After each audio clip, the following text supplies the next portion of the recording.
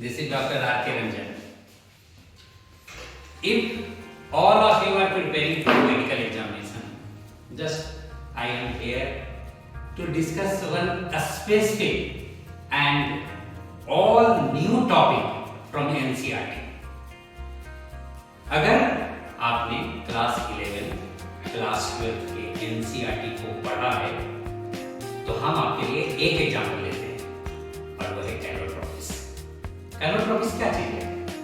Road side में grow करने वाला एक पौधा जिसको कि हर आदमी, इवन छोटा छोटा जानवर का बच्चा भी जानता है कि उसको नहीं खाना है। वो उस तरह का प्लांट है और हम लोग उसको बोलते हैं अकोवन। और अकोवन को हम क्या बोलते हैं? Calotropis gigantea, Calotropis procera. लेकिन वो हमारे लिए क्या है? अकोवन, लोकल नेम। इंग्लिश में उसको बोलते हैं मिल्क बीड। तो मिल्क बीड को कभी आपने देखा है कि कोई जो हर्बीवोरस प्लांट है वो मिल्क बीड को कभी खा रहा हो? नहीं खाता है। क्यों? क्योंकि उस मिल्क बीड में एक कार्डियक ग्लाइकोसाइड पाया जाता है and that is very toxic to all the herbivores. It means कि अगर आप क्लास 12th चैप्टर में प्रीडेशन पढ़ते हैं तो प्रीडेशन में क्या बात लिखा है कि herbivores are normally predator for all the green plants available on this nature. लेकिन वही ग्रीन प्लांट अपने बचाव के लिए अपने भीतर एक स्पेसिफिक कार्डियक ग्लाइकोसाइड सिंथेसाइज किया। किस बात के लिए? To protect itself from predator, means herbivores. And this fact you will find in your NCERT. So, in next slide, just you can see. In case of Caryopsis, the family is Asclepiadaceae, and in case of Archidacea also. सारा जो microsporangium का जो pollen grain होता है वो एक unit के रूप में पाया जाता है जिसको हम बोलते हैं पॉलिनिया। और pollinia is the specific case for the Calotropis plant and it is also mentioned in NCERT. So in next slide just you can see Calotropis में इफेक्टिव पॉलिनेशन के लिए वहां पर एक स्पेशल मैकेनिज्म पाया जाता है जिसको हम बोलते हैं ट्रांसलेटर मैकेनिज्म। और ट्रांसलेटर मैकेनिज्म का मतलब यहां पर हम आपको दिखा रहे हैं स्लाइड में, वो ये है कि this is a sticky point and this is known as sticky disc known as corpusculum and the arm is known as caudicle and this is pollinia. होता क्या है कि कोई भी इंसेक्ट अगर उस प्लांट को विजिट कर रहा है तो ये कॉर्पस्क्यूलम से उसके शरीर में चिपक जाता है और दो एंथर में जो माइक्रोस्पोरेंजियम में जितना भी पॉलन ग्रेन है वो चूंकि एक यूनिट में पाया जाता है जिसको हम बोलते हैं पॉलिनिया, वो पॉलिनिया कॉर्डिकल से एसोसिएट होकर के एक प्लांट से दूसरे प्लांट पर चला जाता है और ये क्रॉस पॉलिनेशन का बहुत ही इफेक्टिव मैकेनिज्म है। In this slide, just you can see, in case of morphology, when you were studying the specific arrangement of petals on thymus, that is known as aestivation. In case of Caryopsis, just you can find that all the petals are placed on the thymus with a effective distance between the two petals, and that type of aestivation is known as valvate type. Valvate type यानी all the petals are placed distantly, not closely. There is a space between the two petals. In next slide, just you can see that once again just you will find in the case of Caryopsis. Caryopsis में जब हम phyllotaxy को पढ़ते हैं तो phyllotaxy का मतलब क्या होता है कि एक नोड पर एक लीफ दो लीफ का अपोजिट पैरोटैक्सी, ढेर सारा लीफ यानी 2 से ज्यादा लीफ, 3 लीफ, 4 लीफ, 5 लीफ, इस तरह तो वो साइक्लिक पैरोटैक्सी कहलाता है। अगर एक नोड पर एक लीफ है तो उसको हम बोलते हैं ऑल्टरनेट पैरोटैक्सी।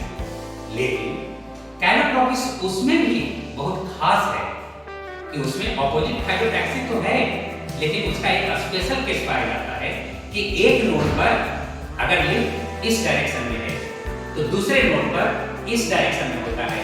का मतलब कि एक नोड पर जिस डायरेक्शन में लीफ है उसके राइट एंगल पर दूसरे नोड पर होता है।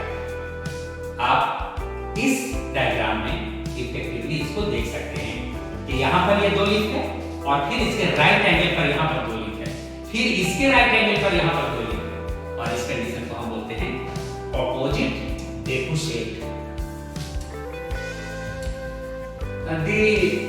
The next slide, in this slide just you can observe the fact that once again I am giving you the example of calotropis.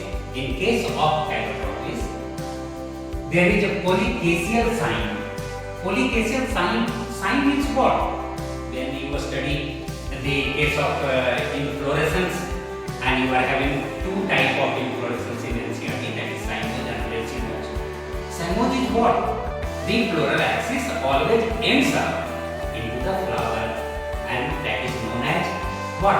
Cymose inflorescence. But in case of calotropis, just you can see that there is polycacial cymose inflorescence। का मतलब कि एक floral axis एक तरफ एक branch तो दूसरे तरफ एक से ज्यादा ब्रांच डेवलप करता है, और फिर इस एक ब्रांच में एक तरफ 2 से ज्यादा ब्रांच है और एक तरफ एक ब्रांच है। इस कंडीशन को हम बोलते हैं साइमोज पोलीकेसियल या polychasial cymose. And the specific case of calotropis and Hamelia just you can find. The another case in another slide just you can see that once again there is a very specific example in case of calotropis, that is known as what? Outbreeding devices. And in outbreeding devices just you can find the case of hercogamy. Hercogamy is what? There is always a physical barrier between androcium and gynocium to protect itself from the process of self-pollination. Yani these plants are definitely having different mechanism to support the process of outbreeding. It means cross-pollination. And there is a special case of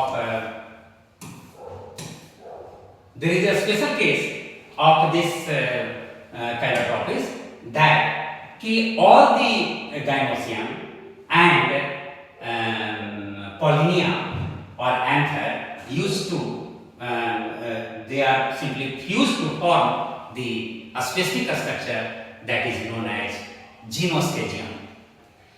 विद्यार्थी, मेरा जो ये presentation था और आपके सामने जो हमने ये जो बात रखा, उसके पीछे उद्देश्य ये है कि आपका अगर 11th और 12th एनसीईआरटी बहुत ही इफेक्टिवली पढ़ा हुआ है तो आपका जो इंफॉर्मेशन है वो इस तरह का होना चाहिए कि हम 11th और 12th के एनसीईआरटी को देखा और हमने एक बात कहा कैलोट्रोपिस, तो मेरा दिमाग वो पूरे 11th और 12th के एनसीईआरटी में रन करना चाहिए कि कैलोट्रोपिस किस किस केस में और कहां-कहां किस तरह से एनसीईआरटी में मेंशन है।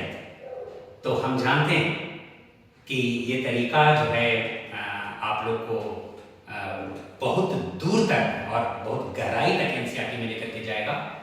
आप मेरे नजरिए से एनसीईआरटी को कमांड कीजिए और मेडिकल में श्योर शॉर्ट सक्सेस को प्राप्त कीजिए। धन्यवाद।